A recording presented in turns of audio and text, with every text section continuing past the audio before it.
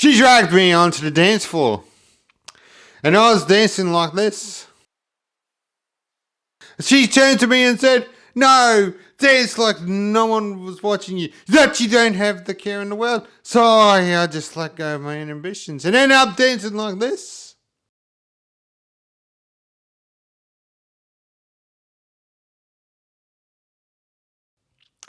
But next minute, the DJ spun up a slow, romantic love song.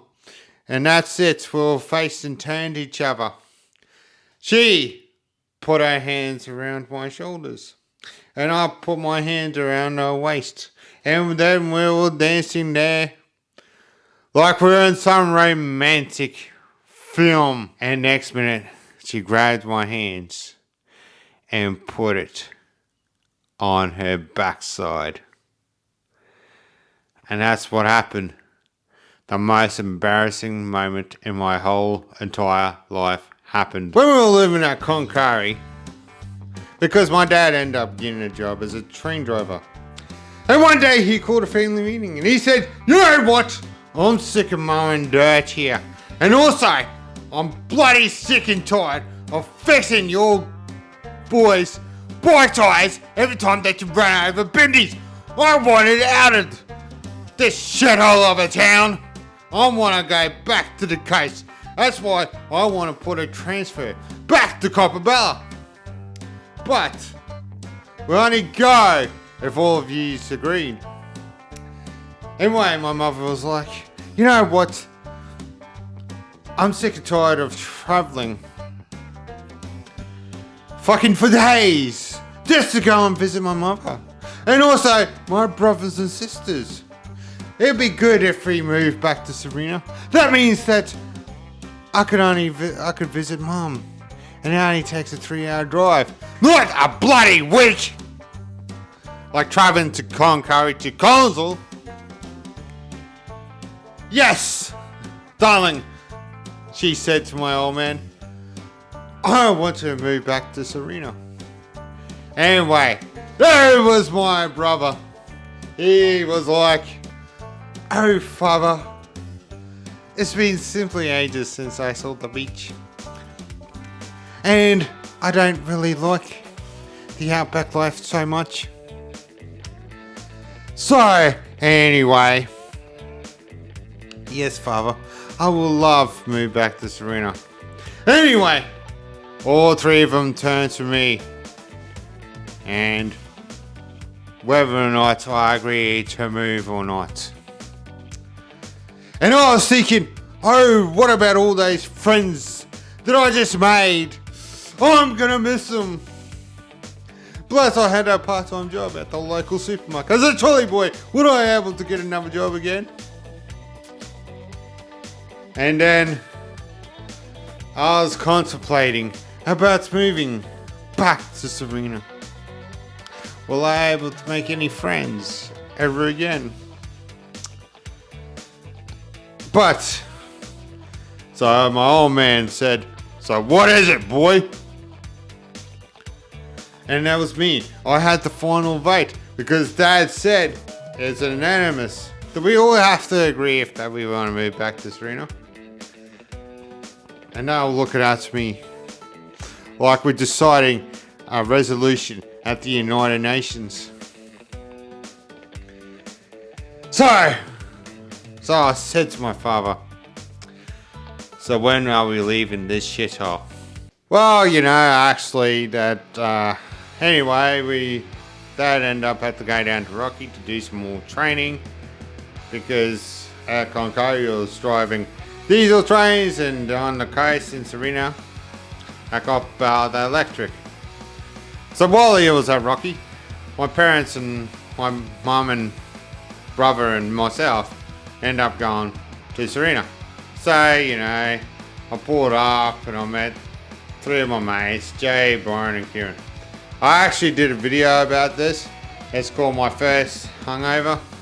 I suggest you go and watch that before you watch this video, so you get context of what the fuck's going on. So anyway, it was the first day back to Serena State High. I remember going back and feeling all nostalgia. I'm going, oh wow, That's the spot that I used to get bullied at. Oh, look, there's the office and there's the library. Oh, wow, I'm going back. My brother's excited because he's actually going to a high school. So anyway, rocked up with mum and that, and she's taking us to the office, getting enrolled and all that kind of bullshit. And then I bumped into a bloke that I used to hang around, another mate, named Pee-wee, and that's his actual name. He goes, hey, what up, cuz? I'm like, hey, how's it going, Pee-wee? Fucking no long time, it's like you back? Yeah, mate, I'm fucking back. And I see him that he has grown a bit, and anyway, I caught up with Jay, Byron, and Kearin. And we also were having a conversation about shit and that. Anyway, we had to go back to my first class. And I remember it was fucking English. So anyway, so I bumped into Jay, Byron, and Kearin at these fucking tables out in school somewhere. And also, at that time, they were hanging with around these bunch of chicks, right? And there she was. The girl. The Sheila. And oh my god, bro. She fucking is like a carbon copy of Angela White. So, anyway, I noticed something.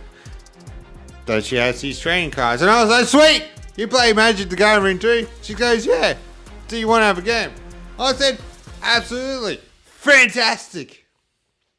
So anyway. All through Smoko and fucking little lunch and big lunch, man, it's fucking, this happened over fucking 20 years ago. I'm old. Fucking forgive me. So anyway. Yeah, we started to get to know each other. We seemed to have some similar interests of music, movies, and all this kind of shit. You know, talking about Magic the Gathering. This is before fucking Google, before we even had smartphones, before even YouTube was a thing. And yeah, so we've become fast friends. So anyway,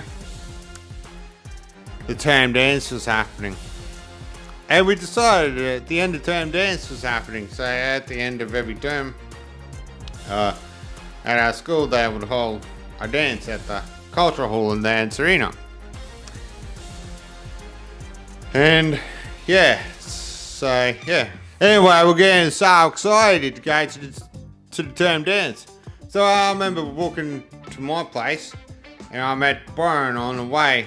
And then Kearin and Jay met us at the park somewhere near the youth centre, and that's all we all met, us and the girls. So anyway, we were all there getting really excited, right, for the term dance. And basically we just walked in, paid our tickets. I think it cost $5 back then. Fuck if I know. Don't remember exactly how much it cost. But anyway, fucking all we're doing was to stand there, listen to the music, not really communicating. So anyway, I noticed these girls that we hang around with, because the guys were just standing there not doing anything, were then dancing. Anyway, this Angela White lookalike fucking dragged me on the dance floor and said, well, why don't you fucking dance? Come on, Adam, fucking dance. And I was doing these ones, so I was going, yeah, clap. You know, I was just there, just moving side to side, bobbing my hair along. Anyway, she goes, no, why don't you dance properly like no one's fucking watching you? Why don't you just feel the music? And there she was fucking there twerking, man, and I was going like, I'm like, yeah. Trying not to make a noise, and I was staring at her.